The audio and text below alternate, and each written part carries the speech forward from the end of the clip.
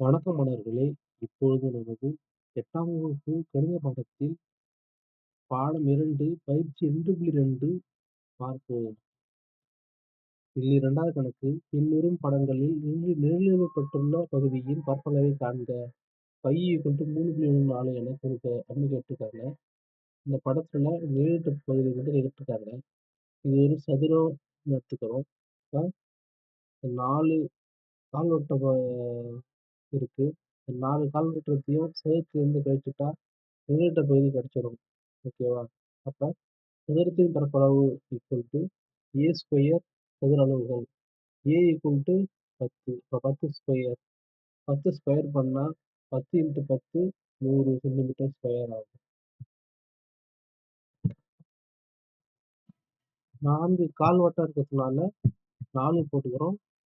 கால்வட்டத்தின் பரப்பளவு formula 1/4 πr² சதுர அளவுகள். இப்ப இந்த 4யும் இந்த 4யும் அடிச்சிடுறோம். மீதி πr² அப்படின்னு இருக்கு. பையின் மதிப்பு 3/4. r² அப்ப விட்டம் 10னால ஆரம் 5 10 5 2ஆல் டிவைட் பண்ணா 5 ஆயிடும். அப்ப ஆரம் 5ன்னு தெரியும் நம்மளுக்கு. அப்ப r ஈக்குவல் டு 5 ஸ்கொயர். அப்ப 3/4 இன்ட்டு 5 ஸ்கொயர் பண்ணா 25. இப்ப 3.14 இன்ட்டு 25 மல்டிபிள் பண்ணா 78.5 சென்டிமீட்டர் ஸ்கொயர் கிடைச்சிரும். அப்ப நிழலிடப்பட்ட பகுதியின் பரப்பளவு சதுரத்த பரப்பளவு கால்வட்ட பரப்பளவை கழிச்சா கிடைச்சிரும். சதுரத்தின் பரப்பளவு 100 கண்டுபிடிச்சிருக்கோம். கால்வட்டத்தின் பரப்பளவு 78.5 சென்டிமீட்டர் ஸ்கொயர் கண்டுபிடிச்சிருக்கோம். இப்போ 100லேருந்து 78.5 கழிச்சா 21.5 சென்டிமீட்டர் ஸ்கொயர் கிடைச்சிரும். பயிற்சி 2.2ல 2வது கணக்கை பார்ப்போம். இது ஒரு அரைவட்டம்.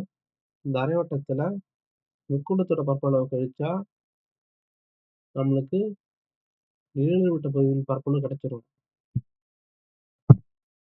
அப்ப அரைவட்டத்தின் பரப்பளவு ஃபார்முலா 1/2 πr². பையோட மதிப்பு 3/4. r². ஆரோட மதிப்பு 7 சென்டிமீட்டர். அப்ப 2லேருந்து 3/4 அடிச்சா 1.57. 7 ஸ்கொயர் பண்ணா 49. அப்ப 1.57 × 49 மல்டிபிளிகேஷன் பண்ணா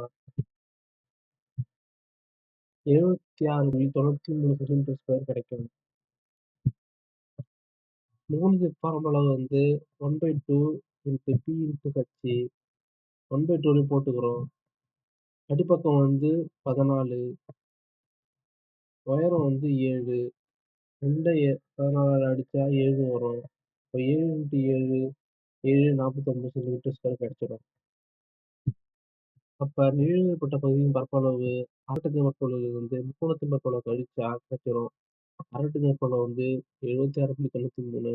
இது 93 மைனஸ் முக்கோணத்தின் பரப்பளவு 49. 2யும் கழிச்சா 27.93 சென்டிமீட்டர் ஸ்கொயர் கிடைச்சிரும்.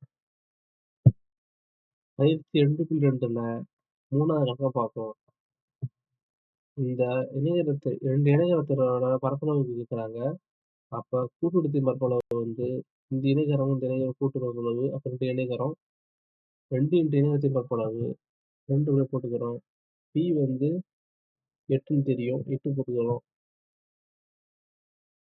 உயரம் 3. எப்படின்னா மொத்த உயரம் 6 கொடுத்துருக்காங்க. அப்ப இதுல பாதி தான் தேவை நம்மளுக்கு. அப்ப 3. அப்ப 2 × 3 × 8 3யும் மல்டிபிளிகேஷன் பண்ணா 3 × 8 24 வரும். அப்ப 2யும் 24 மல்டிபிளிகேஷன் பண்ணா 48 சென்டிமீட்டர் கிடைச்சிரும்.